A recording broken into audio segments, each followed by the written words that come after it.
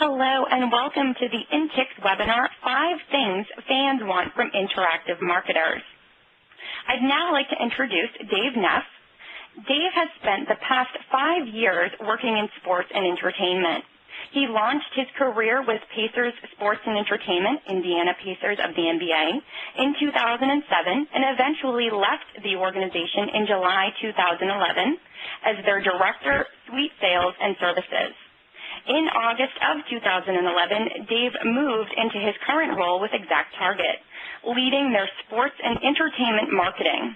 His responsibilities include the global ownership of ExactTarget's strategic sports partnerships, where he oversees the activation of assets through those relationships, as well as the global sports marketing strategy. So with no further ado, I want to hand it over to Dave. Dave, if you're ready, it's all yours. Thank you, Amelia. Well, thank you for joining us today for the 5 things that fans want from interactive marketers in sports and live entertainment. Our speakers today will be Joel Book, Principal of Marketing Research and Education at ExactTarget, and John Wells, Senior Vice President for Direct Marketing at Ticketmaster. Joel and John will be providing some color around how sports and entertainment properties are utilizing digital media to promote their brands and how digital is really changing the landscape of marketing today. At ExactTarget, we are a global leader that is enabling these properties to promote their fan events, drive season ticket sales, and give an experience that's memorable long after the show ends. Some brands we are privileged to work with include the English Premier League, Manchester City, Major League Soccer, Dallas Mavericks, Indiana Pacers, Tampa Bay Lightning, Indianapolis Colts, and the Green Bay Packers, among others. You may be wondering why the ExactTarget Ticketmaster partnership. Well, Ticketmaster is one of ExactTarget's premier clients that is a driving force in helping live entertainment venues to leverage digital media. We are pleased to have been working with Ticketmaster for a couple years now. Joel and John will take you through the main channels of interactive marketing that are working for organizations today, namely email, social media, mobile, as those channels are the 3 primary drivers of engagement. They will then finish with some use cases and solutions to help you as you continue to adapt to the ever-evolving landscape of interactive marketing. The goal for today is that you will learn what's possible from digital media, the acceleration of ticket sales, driving repeat ticket sales, and creating a fan experience that's memorable. Without further ado, I'll turn things over to Joel and John. Well, thank you very much, Dave Neff. It's great to be with everybody. Thanks so much to all of you that have given us an hour of your time today to join John and myself for today's webinar. Amelia and Dave have already introduced myself and John Wells. I really want to thank all of you for joining. This webinar today, this online seminar that John and I are going to take you through, is actually an outgrowth of a very similar session that John and I did at last year's INTIX annual conference in San Antonio. I say last year, actually it was earlier this year, and it ended up being one of the more highly rated sessions of the conference. So that's the reason that we have been asked to come back and share some updated insights with you about how fans are really now utilizing email, mobile, and social media specifically to engage more proactively and, I should say, more interactively with sports teams and with different entertainment venues. Those of you who are attending today's webinar and are interested in maybe sharing some of your observations, some of your opinions, we would invite you to use Twitter to share some of your thoughts and observations regarding some of the content and some of the different examples that John and I will be sharing with you. The hashtag for today's webinar is @INTIX, INTIX. John's Twitter handle, as you'll see right there, is @WELLZPV, and my handle is simply @JoelBook. So those of you that are so inclined to leverage social media, please have at it. But let's get right at it, because I think the interesting thing that John and I look at as we see how different sports and entertainment and media organizations are really beginning to engage more proactively with fans is in the way in which they are leveraging digital media. So I'm going to kick it back over to my colleague, John Wells, now to kind of share some unique insights into what's really happening and why digital media is really transforming and revolutionizing marketing. John, take it away. Thank you. Yeah, digital media explosion has impacted everything. Today, media is more fragmented than ever, and it's kind of the age of the attention economics, where attention is the new currency, and gaining people's attention and holding people's attention and getting them to engage with you is getting harder and harder than ever before. This slide kind of illustrates, in the not-so-distant past, back in 1983, the number of radio stations, back when we used VCR penetration, that weren't getting websites. Today there's over 2 billion. So media has changed dramatically. The digital revolution has impacted not only the way we consume media and how we interact with media, but it's also driven the offline channels to become more fragmented and more niched. You've got every kind of magazine under the sun. What this has also done is people are not single-focused anymore. The idea of multitasking, of reading a magazine, watching TV, being on your mobile device, all at the same time is more and more commonplace. To give you an idea of the impact of what this has had in media and reaching consumers, back in 1953, you could put up a television spot on the most popular television show, I Love Lucy, and reach 71% of the viewing audience. It was simple. It was easy. The most popular show today, American Idol, only reaches 12.8% of that population. So this really just kind of, in my opinion, illustrates exactly what we were just talking about, where consumers are not just consuming things in single channels, and it's getting harder and harder to reach these folks and engage them and get their attention. Let me just kind of piggyback off of John's comment, because I think when we talk with marketing professionals today's marketing professional, I think, John, really almost has to have Swiss Army knife-like skills to be able to engage with consumers, to engage with fans in a more proactive manner. The reason that we have arrived at this place, going back to what John just talked about, is that just in a very short period of time, I'm going back here to 1990, and I'm just going to bring us up to today. Look at the proliferation of media. Look at the proliferation of channels. If we were going back to 1990 and even into the decade of the 80s, the 70s, the 60s, when we talked about multi-channel marketing, it was a much, much simpler time.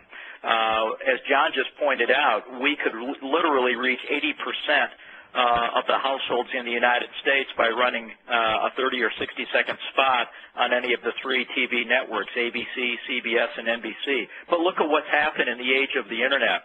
When the Internet became commercially available in November of 1993, that was a watershed moment. That really signaled the change that we now see continuing to accelerate the way in which marketers are now using different channels, both traditional media, of course, but now increasingly digital media, to be able to attract, to engage, and hopefully to retain fans.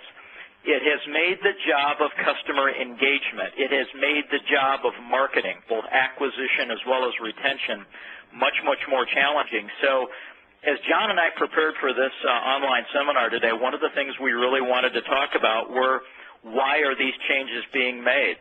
Well, the simple answer is, as John just touched on, today's consumer is a multi-channel consumer. Today's consumer does not engage with us just through TV, just through an event.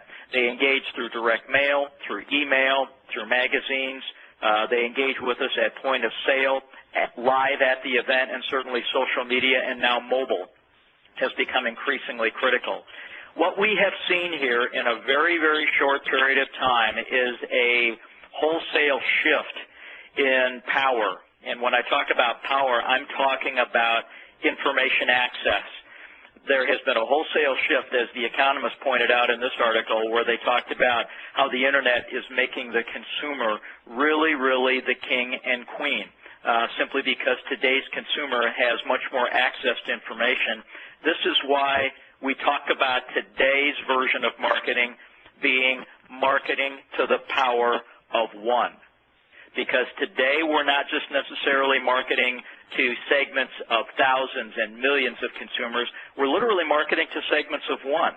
The really savvy marketers, the really savvy sports teams, and Dave shared with you a number of those teams, a number of those organizations with whom we have the pleasure of working. Ticketmaster will tell you the same thing. Today's savvy sports and entertainment venues are the ones who are actively engaging with fans, and they're inviting those fans to share their preferences with them related to what kinds of information, what kinds of news, what kinds of events, what kinds of opportunities do they want to be exposed to and when. And the really savvy organizations are the ones that are taking that data, they're gathering that insight, and then they are now using it to engage with fans in a way that is much more personal than ever before. So what does all this really mean when we talk about the leveraging of digital media and how digital media is really changing the way in which sports and entertainment organizations are engaging with fans? I think it means this, principally. Today's most effective sports and entertainment marketers are the ones who have a fundamental commitment to building their own audience. And please understand what I'm saying here. I'm not talking about just attracting an audience to a venue. I'm talking about engaging with those fans and converting them to email subscribers and then beginning to engage with them in a way that is very relevant. Here's why. And if you haven't had the opportunity to pick up a copy of the excellent new book from Zubrance titled Brand Advocates, I highly recommend you get a copy. You can pick it up at Amazon, at Barnes & Noble, any place. Here are 3 surprising facts about brand advocates. And these and every one of you in your respective organizations, you know this is the case. You have some of your fans, some of your repeat customers that are absolutely passionate about the team. They're passionate about that particular performing artist, whatever the case might be. Brand advocates today, on average, 30% recommend on a weekly basis a specific product or service. 61% of people actually consider buying a product or buying a service, attending an event, buying a ticket if it's recommended by a brand advocate. And 57% of brand advocates, what channel do they use to inform others about that particular event coming up and to share their recommendation? The channel they prefer is email. This is really key, folks, right here. If you take nothing else away from today's online seminar, please take this. Your brand advocates, the people that are attending your events, they want you to engage with them. But they also want you to engage with them in a way that is very relevant and timely for them. And the channel that they really like to get that information from you through is email. Today's fans, the ones that are most passionate, the ones who are most enthusiastic about your team or about that particular event, those brand fans are indeed some of your most effective marketers. 90%, as you can see in the statistic from Nielsen, 90% of consumers today trust the recommendation of someone they know. Now, you're probably looking at that stat and saying, well, sure, Joel, of course that's the case. Well, it is. That's common sense. But here's the thing that we really need to understand. It's one thing to have brand advocates and brand fans out there, but you need to know who they are. And you need to invite them to share their recommendations, to share their thoughts with their friends, and do that through email. That's really the key thing. Those entertainment venues and those sports franchises that are building their own proprietary database of email subscribers and then using email to deliver information, offers, and invitations to those fans, these are the ones that are the innovators. These are the ones that are filling stadiums. And so it's really interesting today when we tackle the question of today's seminar, what are the big 5 things that fans want from sports and live entertainment marketers? Let's go through them. The first thing that they are really looking for, they want you to make it easy for them to engage with you. What this means, and John and I will share different examples of case studies and examples of what some of the most innovative organizations in sports and entertainment are doing. But the really savvy ones are making it very easy for fans to say, sure, I'd love to know more about that particular artist, where they're performing. Here's the other key thing. In the new economy, the new permission economy of one-to-one marketing, remember I just talked about marketing to a power of one? Fans do not like to be sold. They like to be served. And so the second thing that we really need to understand about effective engagement of fans today, serve them, deliver information, deliver offers, deliver invitations to them that are timely and relevant. Third, deliver information that they can use, information that is relevant through email, through social media, and now chiefly through mobile. Fourth, ask them what kinds of information they want to receive, what kinds of tweets they would like to subscribe to. Ask them what kinds of offers they might want to receive relative to different opportunities that sports franchise or that entertainment venue is providing. We call this establishing a preference center. This is your first opportunity to capture data on that individual fan, and then going forward leverage that data to deliver information and offers that are relevant. And finally, don't barter, don't sell, don't share that information that the fan shares with you. If you do it, it will completely sabotage the relationship you have with the fan. You got to remember, today's fan is just like you and me. We value our relationship with the brands with whom we have a relationship. We grant information to them, or we provide information in exchange for that organization delivering content back to us that's relevant. These are the big 5 things, folks, and we're going to go through these now as we talk about what are the top channels for customer engagement, because this is a key question. As John Wells, who, as you already know, heads up direct marketing for Ticketmaster, one of the things that we look at in this new era of direct marketing is what are the channels that are really, really driving initial and repeat sales. And what I will tell you is that the triangle offense of today's most effective strategies for customer engagement, for really establishing long-term and sustainable relationships with fans, these are the 3 channels that right now are delivering the maximum value for the dollars invested. Permission-based email, social media, and mobile. And we're going to take a few minutes now to kind of take you through these channels and understand a little bit more about why each of these channels is so powerful. I'm going to start right away with email, because all of the data clearly indicates now that email has become the most trusted form of direct communication between a sports franchise, between a live entertainment venue, and its fans. The reason that email is preferred by fans is because it enables them to make a smart decision. You can send a fan an email with links to more information about the show, about the sports event, where that will then take them back to the website, where they can then learn more about that particular event. They can access more content. The other interesting thing that we're seeing about email, folks, is that it is just as powerful for customer service communications. Think the confirmation email you get back when you buy a ticket. Think about the confirmation that you get back, or the follow-up survey that you may get after a performance asking your opinion. These are the kinds of interactions that really drive retention and really drive loyalty. And all of this is because email has become the backbone of engaging fans at every stage of the customer life cycle.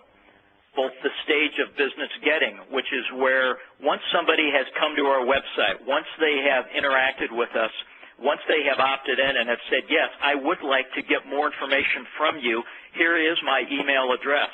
Now we can deliver information to them that allows them to evaluate whether or not they actually want to buy the ticket, whether or not they want to opt in to receive more information. That's the business getting phase. But email works just as effectively in the retention phase of the customer life cycle, also known as business keeping. This is where we now have this ability to use email to deliver information to these individuals that have already engaged with us. Remember when I talked earlier about the power of brand advocates? This is something we really need to wrap our arms around, because we need to understand that there is a percentage of our fan base that is absolutely passionate about their relationship with the team, about their relationship with that particular venue. These are the brand advocates who are now openly sharing their recommendations via email with others. The other reason that I think it's really important for us to understand why email has to be the bedrock or the cornerstone of your fan engagement strategy is this. Email dominates. Look at this stat. 93% of U.S. online consumers are email subscribers. 93%. And what that means is that they're receiving at least one permission-based email every single day. 30% of those brand advocates, as you've already learned from the Zubrance research, 30% of brand advocates openly recommend products or services weekly. 57% of them are sharing their recommendations, sharing their thoughts with others via email. And that's why email is simply number one for direct marketing. 77%. This is based on the new channel preference research that we at ExactTarget have just wrapped up. 77% of online consumers have told us that they prefer email to receive permission-based promotional messages. And of those, 66% have actually made a purchase as a result of a marketing message received through email. Those stats are really undeniable. This is the other key thing to really understand. 63% of online consumers are now using email to share content with friends and colleagues. Here's what this means for you. If you're sending email to your brand fans, those who are really engaged with you, and you're providing a forward to a friend or a share this option in that email, those brand fans for you are becoming one of your most effective outreach channels to attract new fans, to sell more tickets, to attract more people to the venue. I've said it before and I'll say it again, some of your most effective marketers are your own brand fans. The key, make it easy for them to be able to share that content. And now we come to social media. I think every one of us is definitely aware of social media, but before I jump into this, I'm going to ask John Wells to kind of weigh in with some of his observations, on email and how it relates to social media today. Thanks, Joe. There's just a couple points that I wanted to focus on as it relates to email and to interactive marketing in general. I think Joel hit on a number of topics around being relevant, being timely, communicating with fans in the channels that they want to communicate in. And I think that's absolutely correct. I think one thing you guys need to be aware of is when you start to engage fans and you start to collect information and you start to get their preference of channel and you start to get how they want to be communicated to, you are setting an expectation that you are going to deliver that type of information to them and be relevant. And if you don't, you're going to do worse damage than if you had not collected that information to begin with. So make sure before you engage in any type of these activities that you are prepared to then deliver on that expectation, because that is being set. If someone is willing to give you that information as a brand and become a brand advocate, you need to deliver on that, because then the opposite will be true. If you don't, they will become brand terrorists, for lack of a better term.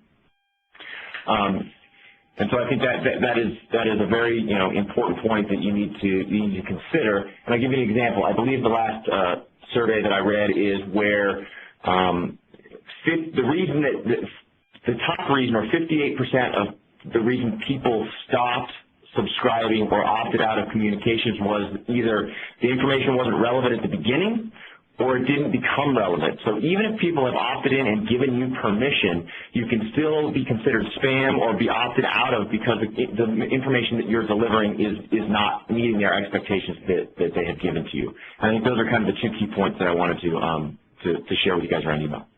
Well, I'm glad you jumped in on that, John, but you're absolutely right. And the point John's making is that if you're going to be involved in direct marketing in any way, shape, or form, the name of the game today is relevance, because today's consumer, back to what we talked about earlier, is a pretty impatient individual. They know that it's possible for you to deliver information or offers or invitations that are relevant, that do fit their needs. Back to John Wells' point, you have to make the effort to make it easy for them to tell you what their preferences are. The thing that we do know about email is that if you do it right, if you're actually using email to deliver relevant content to individuals, they will absolutely reward you, not just, as I said here a minute ago, by sharing that email with their friends and making them aware of that particular opportunity coming up. The other thing, too, is that they will share their sentiments via social media. This is why we need to understand in today's new world order of marketing, email works hand in hand with social media. In fact, a number of people in our industry have said email is probably the secret weapon of social media, because the thing that we now understand about social media is that it is also one of your most effective touch points for attracting new email subscribers. In fact, in a couple minutes, John is going to share with you a couple of examples from Ticketmaster as to how they approach that. When you look at the numbers today of individuals that are now actively engaged in social media, they're staggering. There's no question that social media has become a very, very effective way for brands to be able to engage large numbers of individuals. I think the key question that you have to ask yourself is this: once we've exposed our brand, whether it's a sports franchise, whether it's an entertainment venue, whatever the case might be, once we've exposed ourselves to that audience, what are we now doing to understand who these individuals are on a one-to-one basis? It's really, really key that you understand that the key to monetizing social media is to invite these individuals to tell you who they are and to opt in. What's happening with social media, folks, is this, and the savviest brands get this.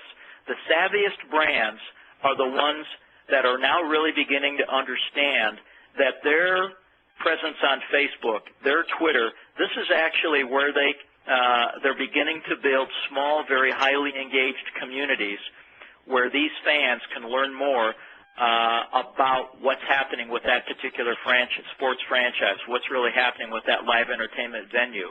This is really what's happening as social media now actually begins to mature. I'm going to kick it back over to John to kind of put things in perspective about what we know about the social media habits of live event attendees. John? Yeah, this is a study that we conducted. We have an internal group called Live Analytics that goes deep in analytics around fans and understanding how they're behaving. So these are specific trends around use of social media. We focused on Facebook and Twitter, and we will redo this, I'm sure, later this year. But as you can see, people are actively using Facebook and Twitter, and not only actively using Facebook and Twitter as it relates to sports and entertainment and arts and theater, is it influencing their decisions. So certainly around music and concerts, if you look down there at the bottom left-hand corner, 30% of people attended a concert because they were influenced by something that they saw, read, or interacted with in social media. And certainly, these are new stats and will continue to evolve, but people are checking daily. I mean, more than half of people are checking, Facebook daily. They're interacting with Twitter daily. If you look at the weekly and the daily totals, it's staggering. The vast majority of people are actually actively going to, their social media sites, interacting, and it's influencing their decision. And, there's a lot of discussion around the monetization of social and tracking transactions through the social media. But I think you need to take a broader perspective and look at the entire picture around social media and not just focus on the monetization of it, which is certainly important, and never neglect that. But there are I'll just touch on kind of 5 key things that we have come to understand of why people interact with social media and your social pages. One is hard currency around discounts, gifts, or promotions. The other one is kind of entertainment. They're coming to the social spaces to look at content and engage with content. Utility, so this is around solving needs, customer care through the social channels. Information, and education. What can they learn about your brand through their friends and from you? And then just a sense of community around facilitating connections among individuals. And so it's really around this notion of connectivity and transparency with peer-to-peer interactions and with peer-to-brand interactions. I'll turn it back over to Joel. Well, thank you very much, John. Let me just back up here real quickly. When you begin to look at the power of social, I'm going to share 3 infographics with you now, folks, that really show you kind of the enormity, the overall impact of social media and what happens when you make it easy for fans to engage with you. The first infographic I'll share with you is what we call the Social 500.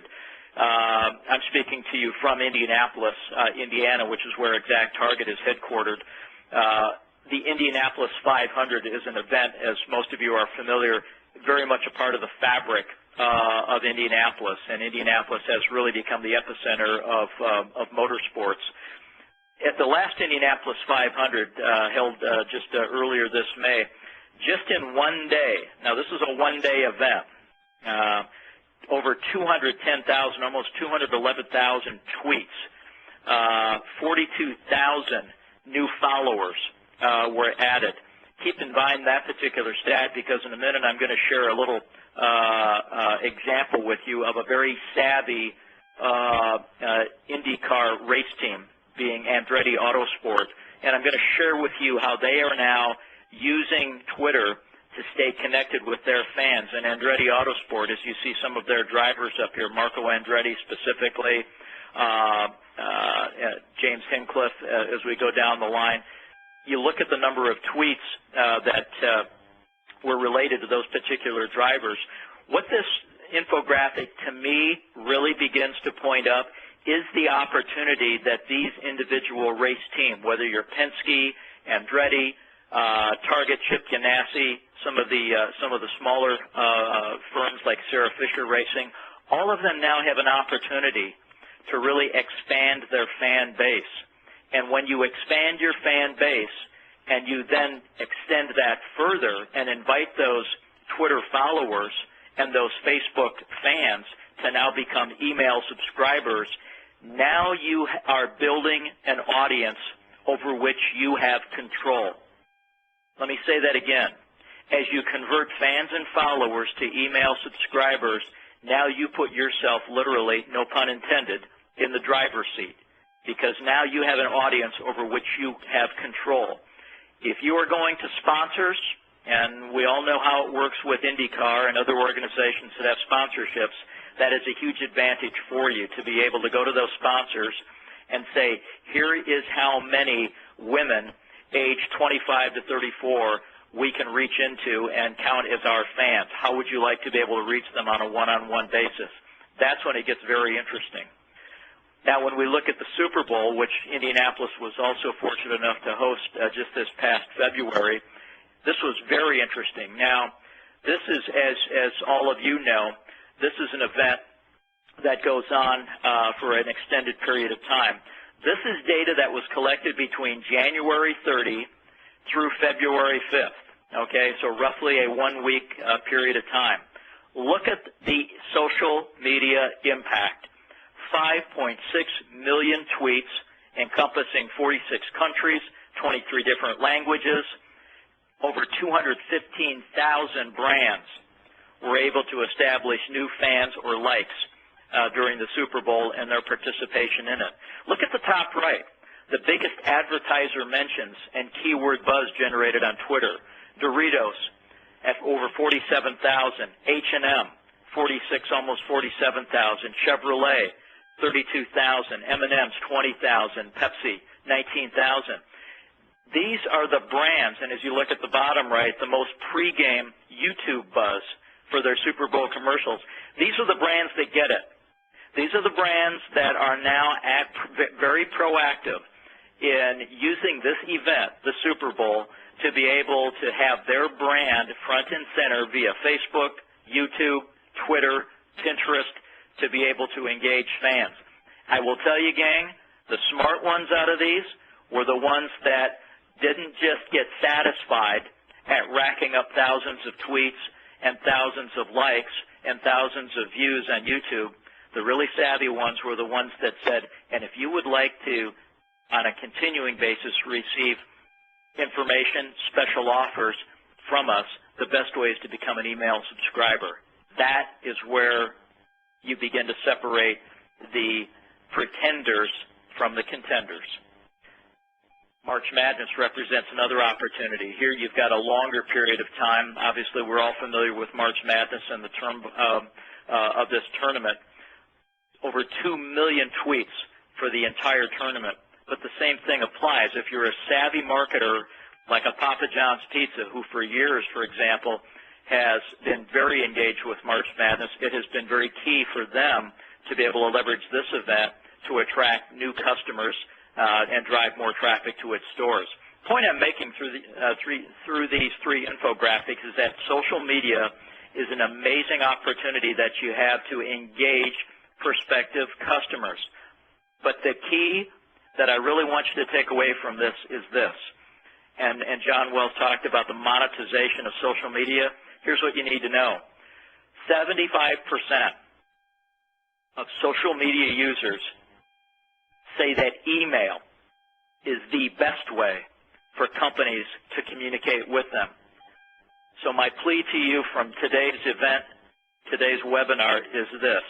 If you are really focused on monetizing social media, capitalizing on the exposure and the investment that you're making in YouTube, Pinterest, Facebook, Twitter, make sure that you're converting fans and followers to email subscribers. Now, one organization that I think does an amazing job of this is indeed Ticketmaster. I'm going to kick it back over to John now to share what they have learned and what they actively do to leverage both Facebook as well as Twitter to capture or to acquire new email subscribers. John?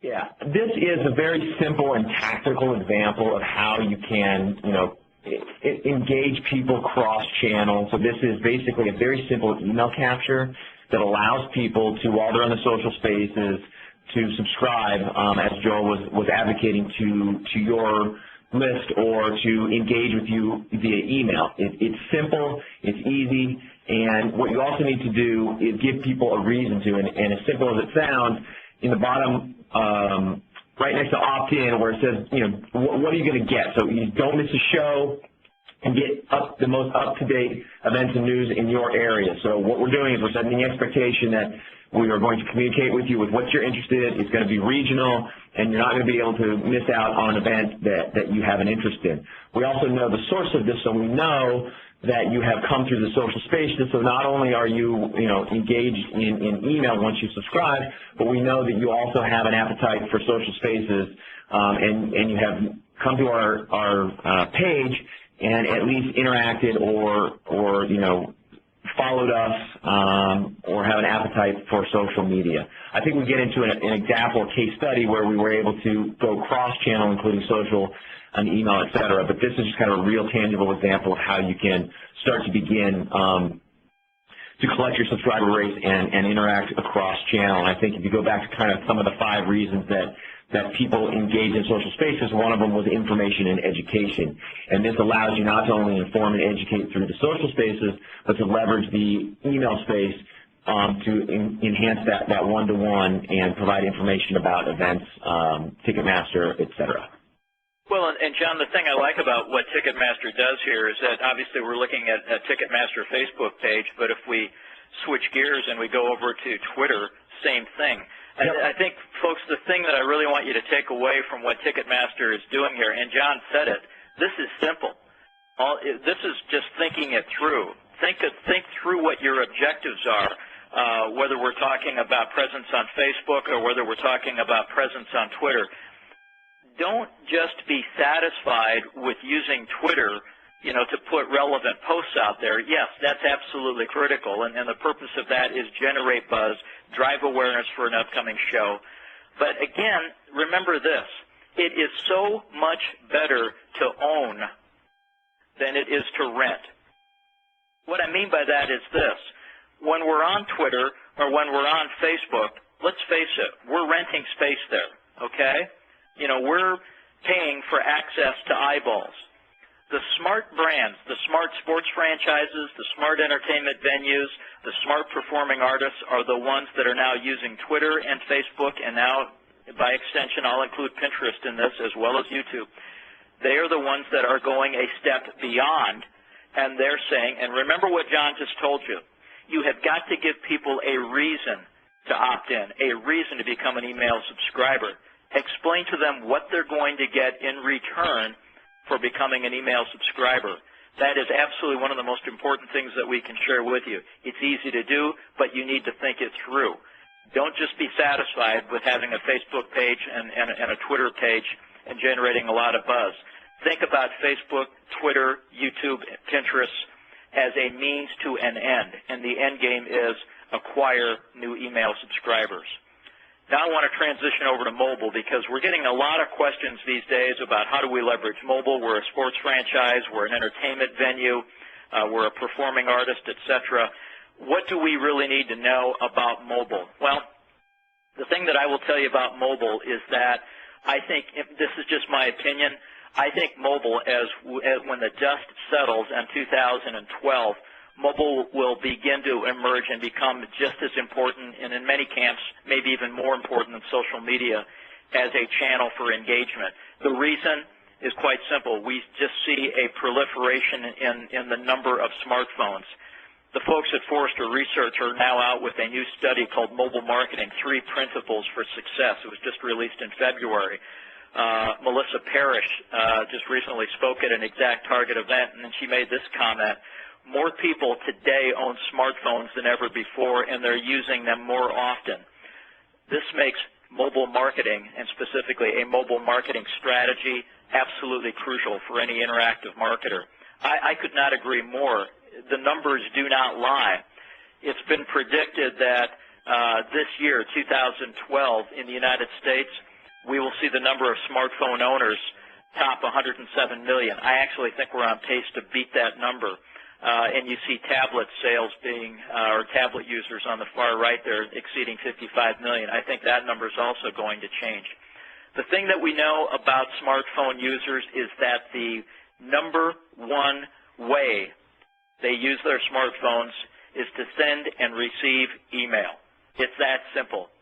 So if you're involved in email marketing, if you're involved in leveraging social media to acquire email subscribers, you need to now think about how individuals are going to be consuming email, and increasingly more and more of us are consuming email on our smartphone. I'm going to kick it back over to John Wells now because Ticketmaster, again, as you already know, does a lot of primary research on how fans, how consumers are really leveraging different digital media. And when we talk about live events, whether it's a sporting event, whether it's a music concert, whatever, smartphones are there, and they're being used both pre and during as well as post-event. John, share some of the insights from what Ticketmaster has really learned about the smartphone usage for live events. Yeah, what I think this slide illustrates is if you look at the red and the orange, it's specific to live events around what people are doing related to live events as far as searching for information and making purchases. So not only are people actually on their smartphones and searching for information around a specific sporting event or an arts and theater event or a family event. If you look at sports, you know, you're up well over 70% as it relates to searching for events, and you know you're pushing 50% as it relates to make purchases. So people are transacting in mobile. I think the curve as far as making transactions through mobile is ridiculously steep as it continues to grow.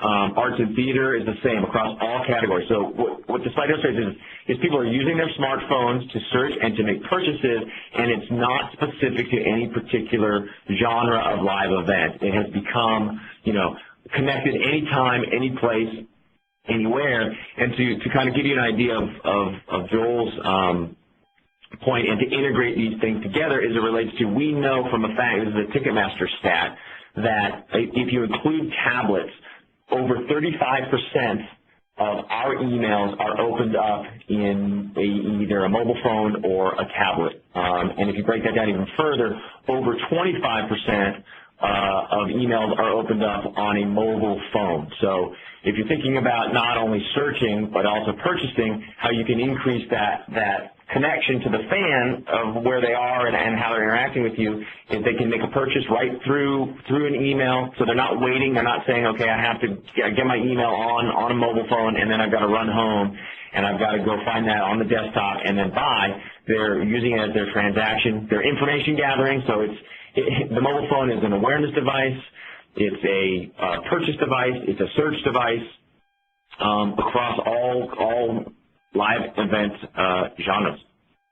John, would you do me a favor? I want to jot those statistics down again, and I'm sure a number of the folks that are on today's call want to jot those down again. Can you go over those percentages that you just cited in terms of what Ticketmaster's research shows again in terms of opens and so forth on mobile devices? Yeah, I mean, this is specific to our email communications, and ours actually benchmark a little bit higher than the email averages of opens and mobile devices. But if you include tablet, 36% of our emails are opened up in a mobile device. If you break that down further, it's dominated by the mobile phone, where over 25% of all of our emails are actually opened up in a handheld device. It's interesting. There's no question tablets have been a huge game changer. One of the trends I see, John, from my side is that we see a lot more usage of tablets, obviously dominated by the iPad, really now being used in concert with TV viewing, where there might be a TV spot, an ad that may be running, and it's now inviting engagement with the consumer, where they're now using their tablet to be able to access more information about that event, opt in, buy tickets, etc. So I think we're on the cusp here of really seeing kind of a new dynamic also in the way in which mobile devices are being used. Smartphones definitely much more portable than our tablets, but back to the point you made, John, people are ordering tickets. They're interacting with sports venues, with entertainment venues through both devices. But what do you see, I mean, going forward as far as tablets and the capabilities that this is, at least for Ticketmaster, what does this really open up for Ticketmaster in terms of the way in which it's promoting its events?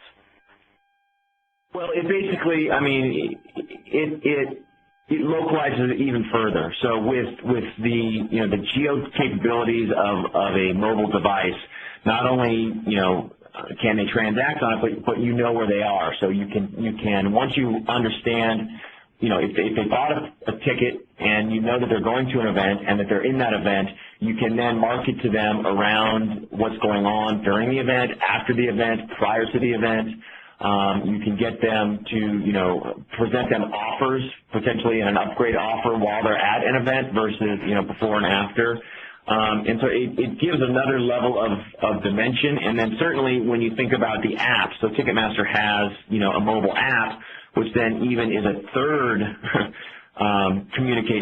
fourth communication platform, which we don't get on in great depth here. But if you think about mobile, you think about email, you think about social and mobile. Mobile's got another dimension where you can not only receive email messages, but if you engage with a brand and download the Ticketmaster app or the Live Nation app, then there's that whole push messaging capabilities and content that you can push to the app. So we are just beginning to scratch the surface around mobile, and it's changing every day. Just the digital revolution has begun a while ago, and I think now we're really in kind of the mobile revolution, if you will. Oh, I could not agree more. And for those of you who are on the call today or attending this event, I know a number of you are certainly using ExactTarget's platform for email, for mobile communications, and integration with social media platforms. But as Dave Neff pointed out at the beginning, ExactTarget and Ticketmaster have formed a very unique relationship where Ticketmaster is now leveraging the capabilities of ExactTarget to enable its partners to be able to engage with fans in a number of these different ways that John just talked about. I think it's an exciting time, John, because when we look at what is capable now, what's possible now through this amalgam of email, social media, and mobile, it's absolutely staggering. Let's just kind of use that as a segue to take a look at some examples here of what I would call best-in-class organizations that in the sports and entertainment industry that are really leveraging digital media very effectively. The first category I want to go to would be the best use of social media to engage fans and to attract new email subscribers. And I talked a little bit earlier about IndyCar and our relationship with Andretti Autosport. We've had the opportunity of now working with Andretti Autosport, and those of you who were joining the call earlier heard Dave Neff talk about a number of the different organizations with whom we have the pleasure of working. Dave in particular has a very, very deep ongoing relationship with Andretti Autosport and has really been at the cusp of helping them guide their strategy for leveraging digital media to expand their fan base. I wanted to share this with you because what Andretti Autosport is doing is very innovative. Remember I talked earlier about the monetization of social media. How do you make this transition from attracting new fans on Facebook or people who like your brand on Facebook? How do you now take that to the next step? And I mentioned earlier that if you're going to do that, you really need to have a call to action. You need to give your new fans a reason to become an email subscriber. And this is what Andretti Autosport is doing very, very skillfully. They're building their fan base. They're reaching prospective fans on Facebook. They're giving them a reason now to become email subscribers.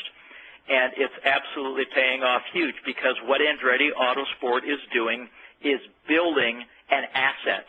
And that asset is its database of email subscribers. And now we introduce Twitter into the mix as well. So Andretti is not only using Facebook, they're also using Twitter to stay connected with fans and to help fans really be part of the action. And fans, when they opt in or start following Andretti, they're then invited to also specify what types of tweets they would like to receive. Information about meet and greet opportunities, new merchandise that Andretti is adding to its store, maybe a race tune-in reminder or a fan alert promotion. These are the kinds of things that fans love. And to kind of show you a little bit more about how this is working, Amelia, I'm going to ask you to kind of cue up a short video here which features John Lopes from Andretti Autosport discussing the strategic way in which they are now leveraging social media. I think this really kind of puts things in perspective. So, Amelia, if I could ask you to jump in here, please. Yeah, absolutely. So just for the audience, we're going to go ahead and play a video in just a moment. And if you don't already have your computer speakers turned on, go ahead and turn them on so that you can hear the audio for the video. And if you have any technical issues seeing the video, not to worry. We'll post it on in the archive page following today's event so you can access it later. So I'm going to go ahead and play the video now.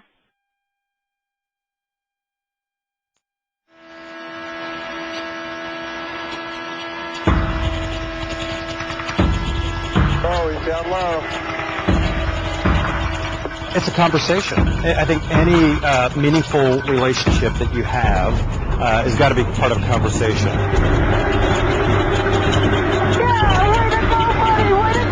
What I love about Twitter is the real-time two-way part of it.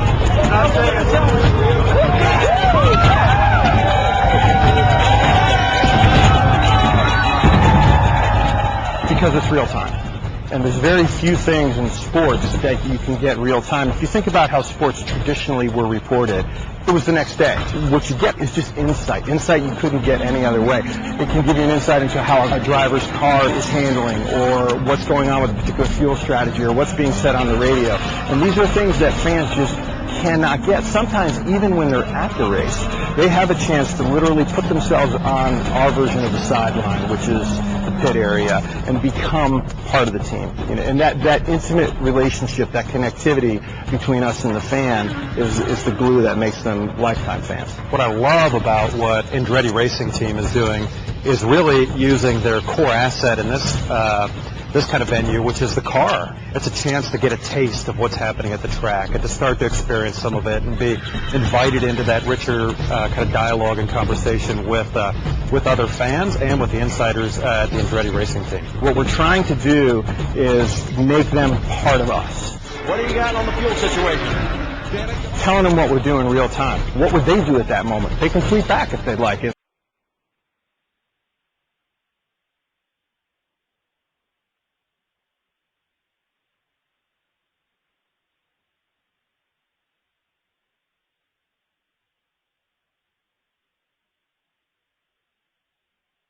Okay, great. And I'm going to go ahead and hand it back over to you, Joel, at this point.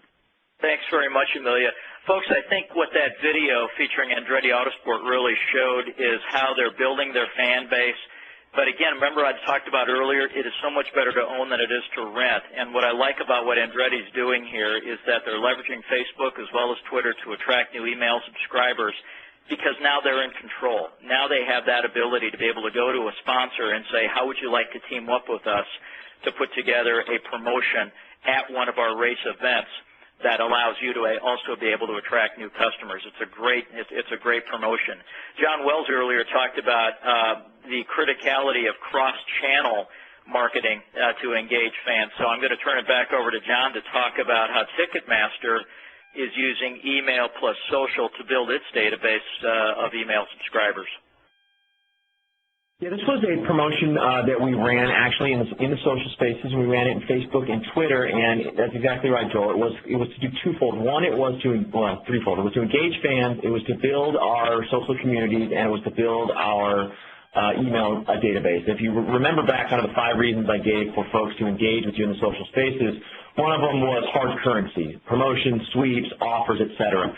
And so we leveraged that notion here where people were ability to win a $1,000 Ticketmaster gift certificate and entering a sweepstakes. Basically, what we did is we sent out an email to our entire database phased over time. We promoted it in Facebook. We promoted it in Twitter. There was also a referral component. So if you got your friends to actually enter the sweepstakes, you had additional chances to win. And so we kind of wanted to effectively go across all the social channels and interactive channels that we could. And I think the results speak for themselves. It was wildly successful. We're going to dust this off and try to do another one this year in a different form. But as it relates to, we got over 130,000 email opt-ins, which is fantastic. We have a very significant large database, and so it's hard for us to get new subscribers. We don't have a hard time of getting the same person to enter these sweepstakes and things like that, but getting new folks, so 130,000 was very successful to us. And then as it relates to growing the community, we were able to get 158,000 likes by a single promotion. So that was a significant increase for us, and now we understand and can communicate with these folks cross-channel. I love it, John. I think that's really super. As we wrap up here, folks, I want to really jump in here quickly to also talk about the usage of mobile for fan engagement. We're seeing mobile being used in so many, many different ways. What you see here, too, are a couple of great examples of using SMS or text, as you'll see here in text Front Row LA to 404040 to enter this drawing. For a free front row upgrade. This is a tactic that we see being used more and more at an event live, to be able to keep fans engaged. We're seeing organizations like the Tampa Bay Lightning, for example, that are now using mobile as well to invite fans to subscribe to the Lightning's email newsletter. They're inviting fans to text in for an opportunity to win a free suite to the game, and that is typically sponsored, by one of their sponsors, in this case, Metro PCS.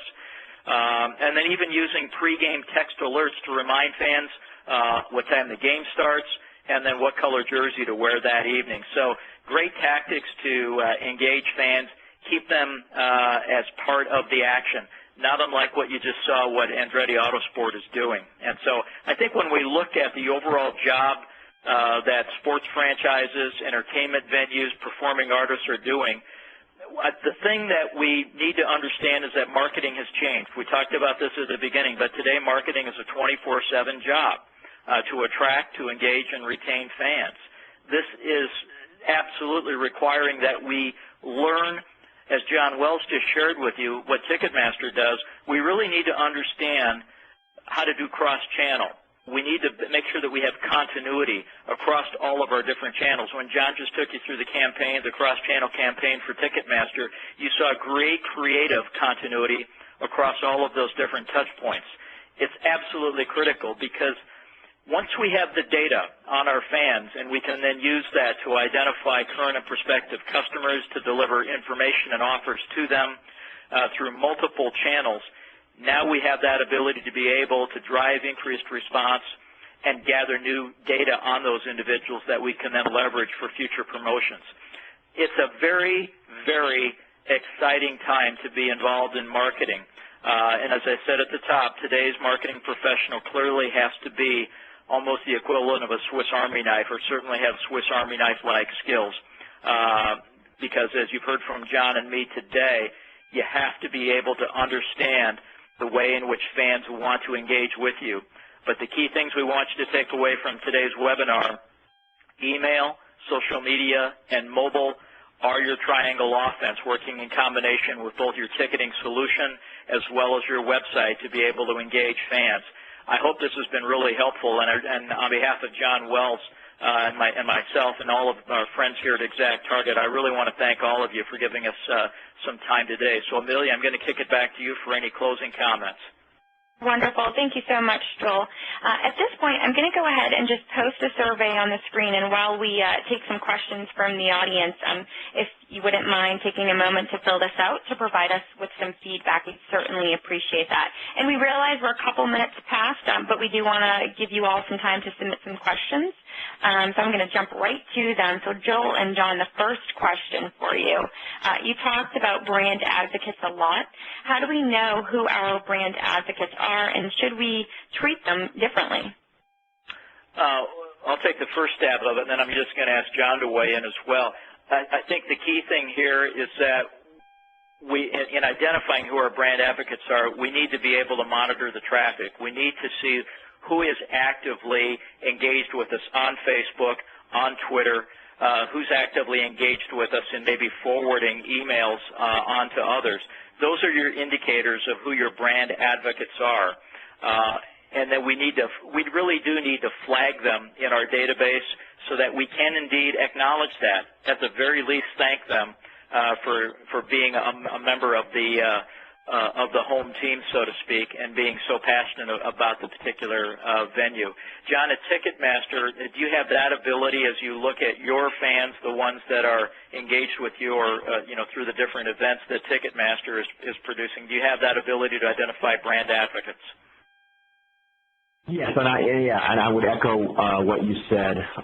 We do, and we have the benefit of having a robust analytic team, so we actually have an entire customer segmentation around purchase, behavior, attitudes, kind of 360 segmentation. So yes, absolutely, we understand who those folks are, how they're engaging with our website, how they're engaging with our brand, how they're engaging in our social spaces, and we try to effectively treat those fans differently, and I think email is one of the core communication channels to do that, because you can provide them with that exclusive content, offer, and information. So the short answer is yes. Thanks, John. Amelia, next question. So the next question, the trend in younger audiences is for them to not have email addresses. How does that affect the email communication plan? That's a great question. I get asked the question all the time, do younger consumers even respond to email? The short answer, I think, to the question is we're going to engage with them, or they will engage with us and become email subscribers if we give them a reason to do so. This is the myth, I think, that a lot of companies have, or that needs to be dispelled, that email is only something for middle-aged and older adults. Nothing could be further from the truth. The research that we've done here at Exact Target indicates that consumers, even as young as 15, will become an email subscriber if you give them a reason to opt in. Remember what John showed you in our briefing today. Remember their Facebook page and their Twitter page? They actually explain to the fan or to that individual what they would get in return for becoming an email subscriber. One of our other clients is the Universal Music Group. They represent a lot of performing artists like Lil Wayne and others. They're actively engaged in cultivating and growing audiences of those individuals. They do a very similar thing on their Facebook page. They invite those fans, albeit the younger, they're going to be younger, they just profile younger, they invite them to become email subscribers, and they do. So I would say, Amelia, in response to the question, if you give an individual, whether they be young, middle-aged, or older, a plausible reason to opt in, they will become an email subscriber. But then again, you also have to, in addition to giving them a reason, you also have to make sure that they know the information that you provide regarding your preferences stays with us. I think that's absolutely key these days because all of us have been taken advantage of, unfortunately, when we've given information to a third party. The really smart marketers are the ones that guard that proprietary information very carefully. Great. Well, thank you both for taking the time to answer those questions. On behalf of the International Ticketing Association, I just want to thank everybody for joining us today. And John and Joel, I just want to give you both a big thank you for your excellent presentation today. And also just a big thank you to our sponsor for today, ExactTarget. Thank you very much.